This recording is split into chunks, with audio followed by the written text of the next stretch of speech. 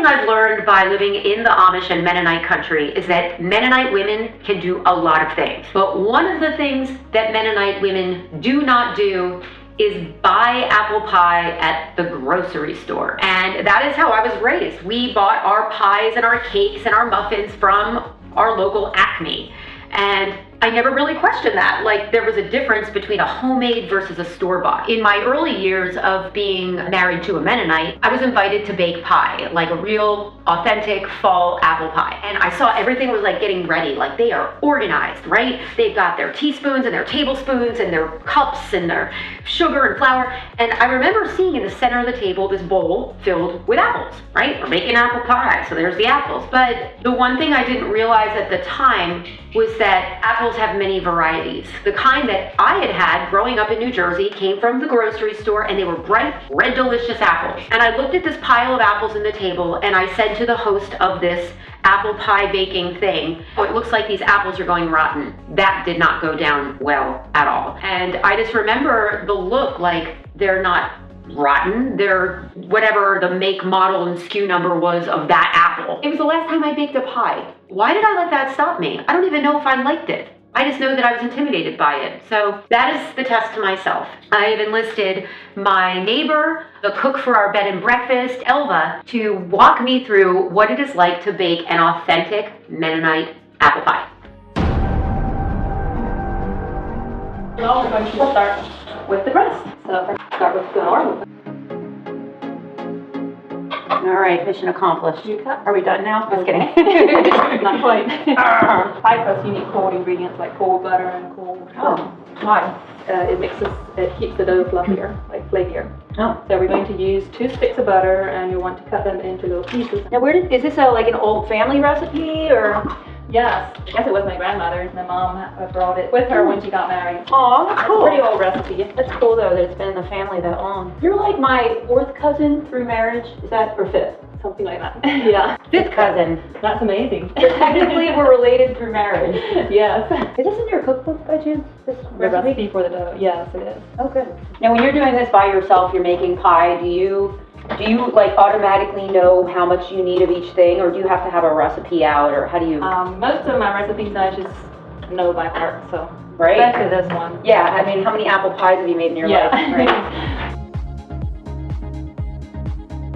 It feels good. How do you know if it feels good, but what does that mean to, like, if I were trying to do this, like, what would feeling kind of see it sticks together in a ball. Like silly putty a little bit? Yeah. Mm-hmm. It's not too dry, it's not crumbly yet, and it's not over sticky. Okay. Stick the whole thing in, plop it. Just plop it. Plop the dough. I use very technical terms for my Pennsylvania Dutch cooking of apple pie. Plop the dough. Do people ask you funny questions? Like when they're making pie with you, do they like tend to ask the same questions? Or like, what are people interested in when they? Well, most people are interested in the crust. They say, "Oh, I made pie before, but I never made my own crust. Scared to try." They'll buy a pie crust and then they'll make the filling to go in. Mm-hmm. Yeah. I don't know. I've been thinking a lot about this as I've been like preparing for this. Like, why do you think English people are so intimidated by homemade cooking, you know? Yeah, well, I think it's because they never learned how, or they just don't feel comfortable. I just wonder if there's more to it. Like, English people are willing to try new technology. Why are we so afraid to make a pie? I don't, like, I'm analyzing that myself. Like, why am I so worried? Maybe it's because I'm afraid I'm not domestic. For me, it's hard to know because I just grew up with this, and you know. Yeah, that's true. It's all what we know, I guess. Yeah, it's all what you know and are comfortable with. And I think some of it's expectations too. Oh yeah. Because like I wasn't raised like. My mom always made like really good homemade food, but it was always like lasagna and her homemade sauce and, you know, cannoli. She always like was a good cook, but we never had, I can't remember any time we ever had homemade pie, ever. Oh, okay. Maybe she'll be mad at me when she watches it. And you said this part's the topping. Yeah. Okay. So we got the crust is the bottom, the topping is this, and then we do the filling part. Would you call it filling in the middle? Yes. Okay. It's pretty easy so far, isn't it? Yeah, but I got you. How am I going to do this on my own? I'm going to be all frustrated. I have no patience for this stuff.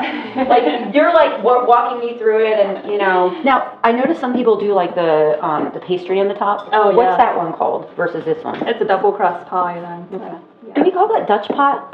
Dutch? No, just a double crust. Double crust. Yeah. Okay.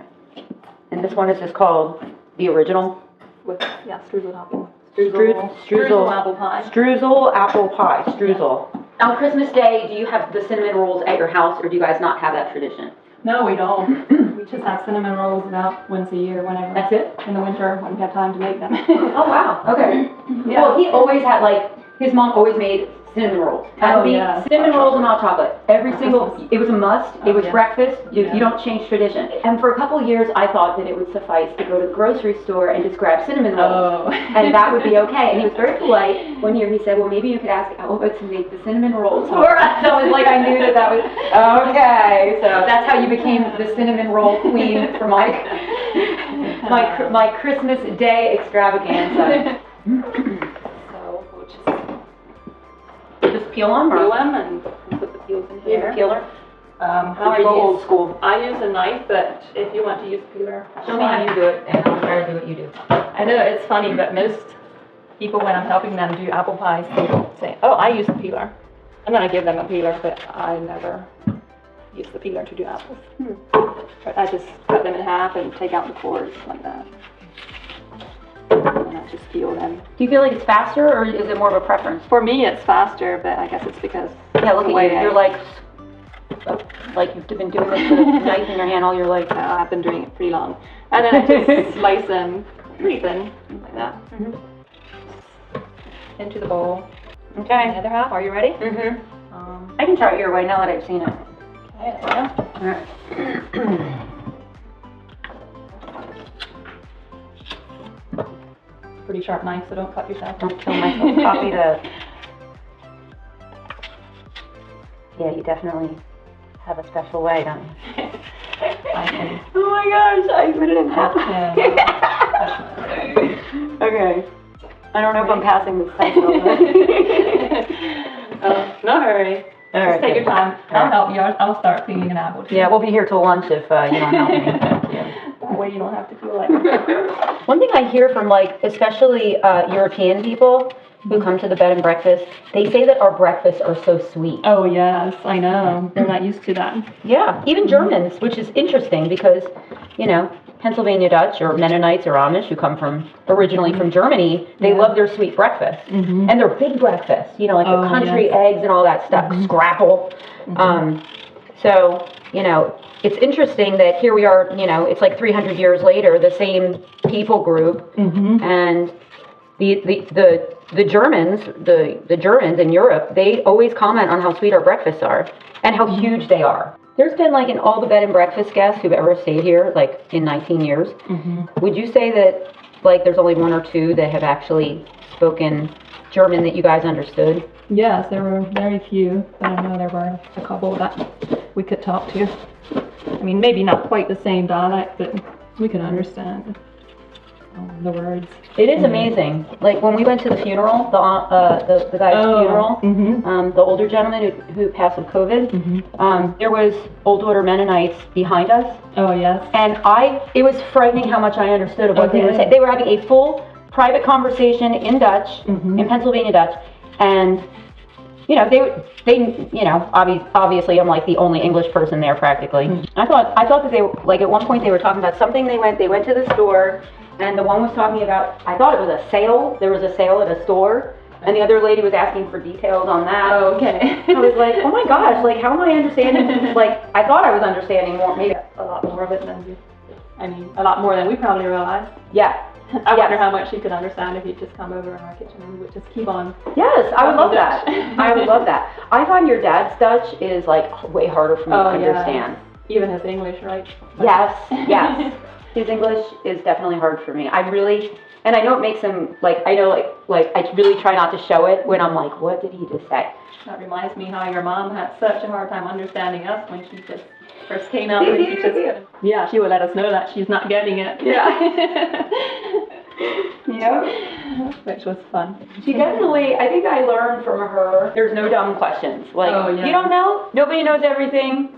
You just ask, and if that person makes you feel dumb, then, you know, that's their problem. Just laugh about it, right? Yeah, my parents are so good at that. Yeah, I think that has to do with growing up in a multicultural area, though. I think so too. Definitely would help.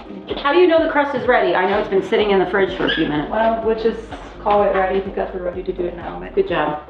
They usually say 30 minutes, you know, give it time to chill, but it feels good. So this is a pastry cloth. This will keep the dough from sticking too. Are you ready to try? Mm-hmm. I just sprinkle a little more flour. Just like do what you're doing. Do I, like, from where you're at? I don't need to Yes. roll it up again. No. Start.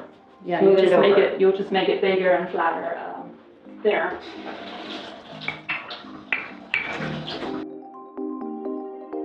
It's kind of relaxed. Hey, it's going well. It's a little relaxed, like, it's like, oh. It is, isn't it? I don't know, I prefer this over the cutting. It's fun until you roll out 36 of the little ones at a time. Good thing. And you get tired of it. Yeah. Doesn't that look nice? It does. Now just take your knife and cut around just like that. I'm using it backwards. What do you mean backwards? We'll have the back side of the knife. On purpose? Yes. Oh. It just Why? looks better. Oh. Alright, the rest of the scraps can go back in the bowl for the Okay. next pie. I All like right. to dip my fingers in flour for this. Okay. This is my favorite part to watch. So. The left hand, use the thumb and the finger, first finger, and then you go like that. All around the edge. You want to try it? How do I do it with my fingernails and not dig it in the pan or the? Try it once, see what happens. Okay. Hey, that'll work. Yeah, just keep going. Mine don't look like yours. There's no. Mine are giant next to There's yours. no exact way that it has to look, but that was good. Really? Yeah. Yay! Thank you, Elva.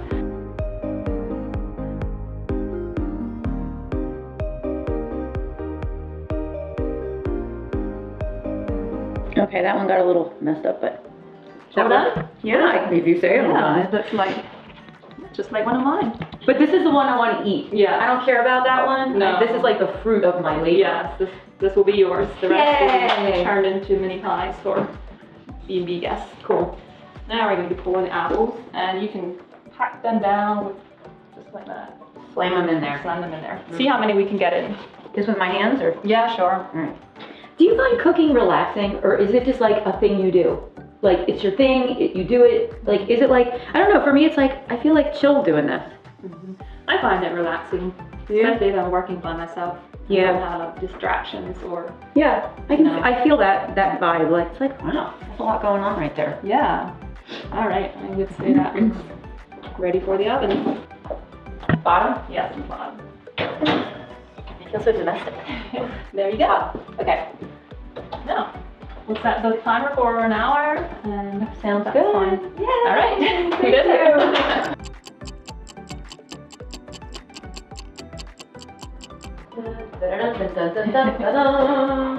Yay! Ooh. Do I just pick it up like this, Elle, or take out the whole You thing? can take out the whole rack. The whole rack, okay. It won't fall apart.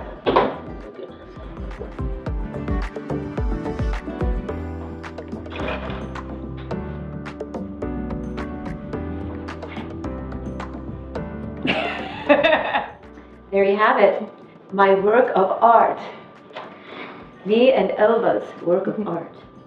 I'm cutting all that. Enter fanfare. Enter fanfare. Yes, now you're ready to scoop them out. Scoop and go. This is the most Italian-American Mennonite pie ever created. Oh my word. Get in there. It doesn't matter if it'll all Crumbles, Let yeah. me hold the plate for you. Oh, thanks. There Ooh, it's so steamy. Yeah. Oh well. I didn't make it look like a magazine. Yeah, but that looks good. Oh, I love that. Wait, this person's gonna be crustless. Hold on. Oh, yes. That's like the best. This is the best part to me. The It's crust. the crust. Oh, the yeah. bottom. If it doesn't have the bottom, I feel I left know, out. me too. It's like a ripoff. Yeah, the crust just adds some. It's a comedy of Are disasters. you laughing? Yeah. Are you guys laughing? I think we need to see how the professional scoops it Yes, out. Elva, you need to do the next one because this is clearly. And then we'll compare them. See if I can do it any better. Do your best. With grace and elegance, Elva does Here you pie. go. Wow. See, mine fell apart. Yeah, no, too. you purposefully did that. I saw you tilt it. I don't know. I'm feeling like even though you tried to make it a disaster, it is clear that this is the... Oh, no, that's, now you know how. There we go. I have done it. Congratulations. Oh, thank you. All right, let's do a taste test. 1, 2, 3. Definitely apple pie. Good apple pie. Very good apple pie. Yes. Grandmother's recipe. Yes. Can't go wrong with that. No. So I baked my first pie and it was awesome. It was good. And I learned something really, really interesting that I didn't expect. So I lived here long enough to know that Amish and Mennonite people are not real artists of conversation. They like to talk while they're doing something that they like and that they know and that they're comfortable with. I really didn't realize how important that was for this journey that I'm on for myself, that the best conversations can come through doing familiar things for them. And for them to know that I care about what they're doing. I'm so glad I had that opportunity, and it made me think as we go through this series, I can use that experience, that activity as a conduit for really meaningful conversation. If you are interested in making an authentic Amish Mennonite baked apple pie, you will find Elva's actual step-by-step recipe in the link below. She has an awesome cookbook and you are welcome to check it out. So feel free to leave your comments, neuroses, ideas right below. And chances are if you're thinking them, I'm probably already there anyway. So maybe I'll try something that you suggest.